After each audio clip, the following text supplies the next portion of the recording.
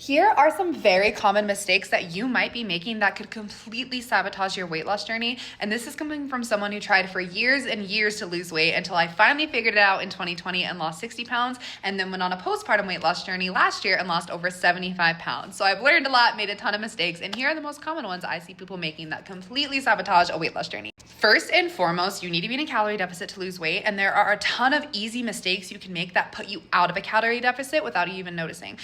First up is eating back the calories you burn during a workout. First off, these fitness devices are great. I love them. I've had them my whole time, but they are inaccurate when it comes to tracking how many calories you've burned.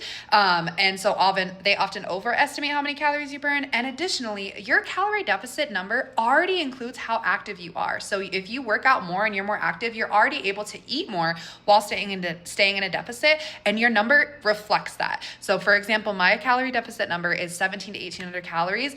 If I go on a run and that says I burn 400 to 500 calories and I eat that on top of my 17 to 1800 calories, that puts me at 2100. That's almost a maintenance, if not is a maintenance for me. So never eat back the calories your fitness device or the gym equipment says you burn during a workout. Stick to your calorie deficit limit no matter what. Another mistake I see people make is they're just eyeballing portion sizes and guessing rather than actually weighing it out. This is so easy to mess up with. We are awful at eyeballing portion sizes, and at least in America, we have really big portion sizes.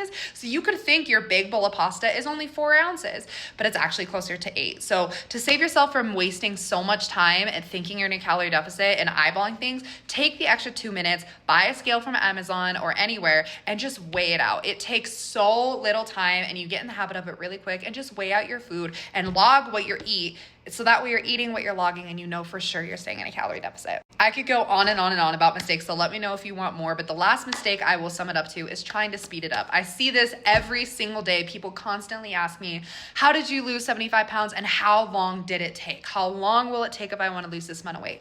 I don't know that answer. And I let go of a time frame a long time ago, and that was the best thing I can do, because here's the thing. Weight loss is slow, but the time will pass anyway. So if I were to tell you, if you want to lose 100 pounds, that might take a year or two. You're going to be like, oh my God, that's such a long time.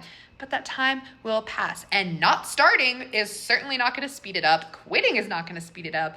And trying to speed it up during the process is going to lead to unsustainable measures. So choose small, sustainable changes and let go of a time frame. It'll take as long as it takes. You do not put that weight on overnight. You can't expect it to come off overnight. It'll take as long as it takes, but the time will pass anyway. Let me know if you want more.